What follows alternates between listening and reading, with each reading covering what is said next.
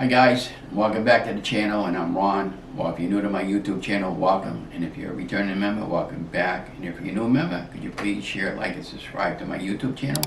It helps other people know when they post the latest video like this one.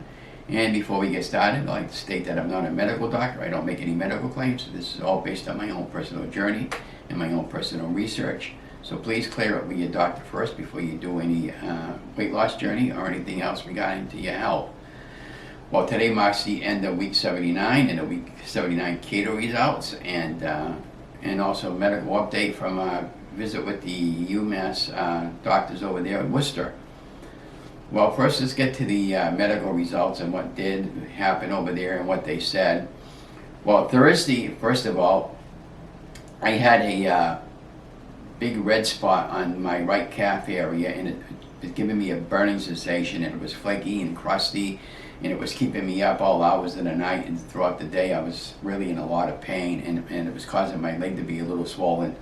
So I went down to the, finally got the okay to go to the dermatologist Thursday, and there was a name I can't pronounce, but it begins with EZ or something like that, and I'll put the correct spelling over the timeline so you'll be able to tell what the name of it is, and I'll put the link below the video so you can do some research in case you ever happen to have that happen to you and you want to get that taken care of right away. If you can, don't wait for a couple of months down the road like I did.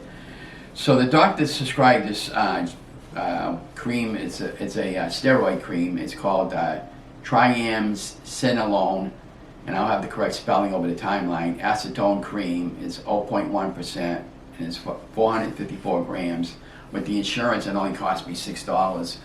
But anyways, I put that on my the spot that was affected, and it's still red, but the burning sensation is gone, and I was sleeping a heck of a lot better, and I feel really good about all that, and so I'm really happy how that's going on.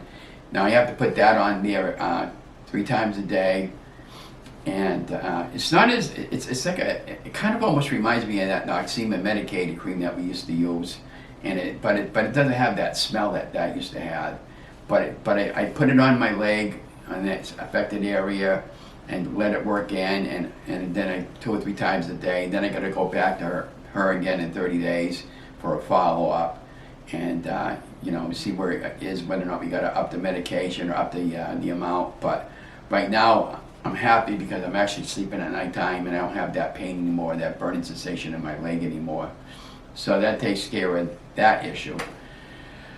And also about that one issue, when I was reading about what the acetone and what that gel cream does to your leg, that it reduces the swellingness of your leg. So apparently that name that she told me what that particular burning sensation caused that leg to get swollen a little bit, and that's going to help reduce the swelling.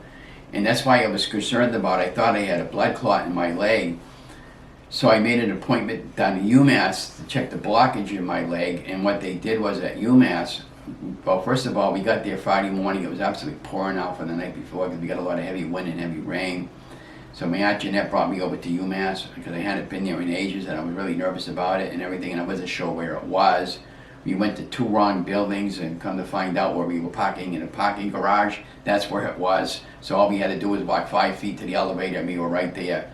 So the rule of thumb is wherever you go to a hospital or a new appointment, check where your doctors that we have to go to make sure you don't have to go running all over the place. And so we found, then I got there, and first thing I had to do was, of course, I put me in one of those Johnnies, and he put 2 pressure cuffs on my wrist and some electrodes on my heart and stuff like that. And he was doing some type of Doppler radar. I never had that test done before. And then he did the same thing with my ankles, and then he did the same thing with my toes, except he had different probes on my toes. And the reason why he did all 3 was to make sure you could get a good readout of what was going on. And so then I was all done that, and then I went into the office to wait for them, and then they took some photographs of my leg, front, back, sideways, and everything. And then I had the doctor came in, or one of the doctors came in and was talking to me about everything that was going on, and I was asking him about a DVT test for a blockage for a possible blood clot. And he said, I don't think you really need that. And then the other doctor came in, the head specialist, and she said that you got good news and I got bad news. And I said, well, the good news is there's no blockage there, which is really what I was concerned about. And she said, if you might consider this bad news or good news, depending on how you want to think about it, but you have lymphedema in your leg, basically what those other two vascular vein surgeons were saying, and I'm going to have to get a compression stocking. And the lymphedema is quite common in a lot of people, so if it's really, really bad and you're not sure, it's always good to get checked and get rechecked and get rechecked. And that's what I was most concerned about, and so everything came out good there. And I really appreciate my aunt for bringing me down there, because I was really, really nervous that day about everything, and again, that was kind of eating away at me. And she said the only time we would ever take off your leg if it was black, and it wasn't black, it was just, I had that red spot, which is I was concerned about.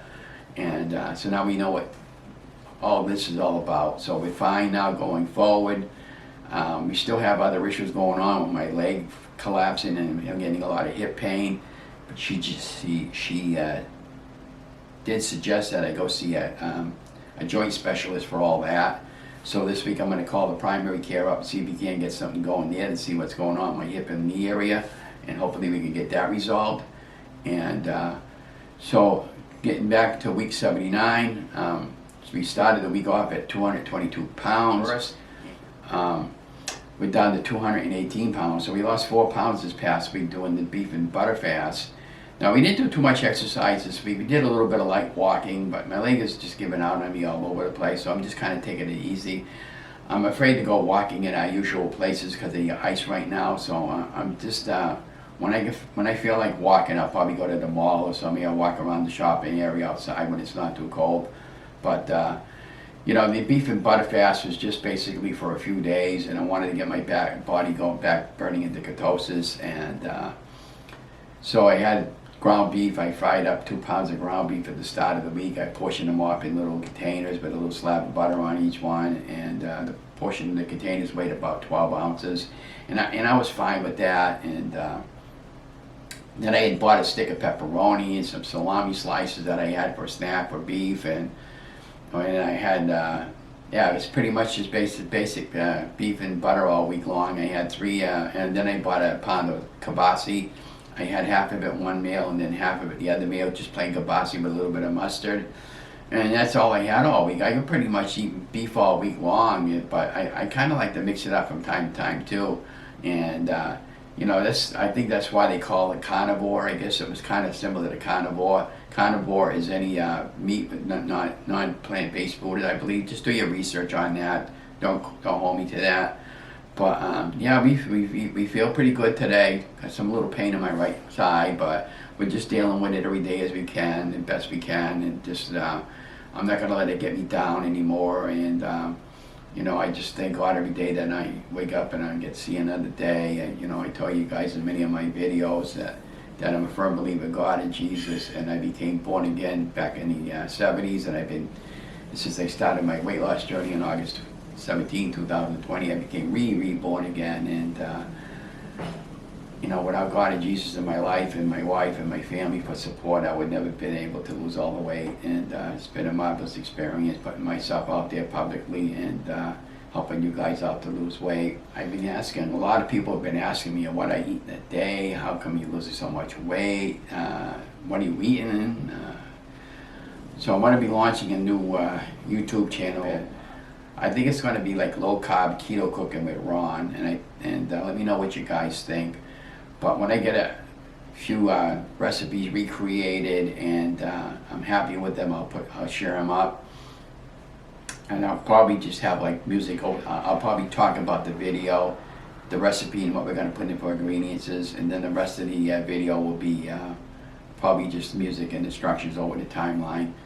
Because when I'm talking, sometimes I'll say teaspoon and I meant to say tablespoon, and I kind of mess up because I never did cooking when I went to school or anything like that, and I'm learning as I'm going, and I'm typically a dump and go guy. But if you want to follow it exactly to the recipe, I'll have the exact instructions over the timeline, and then I'll have the macros and the nutrition value at the end of the videos. And always remember that when I figure out my macros and calories and everything, it's based on my portion control amount.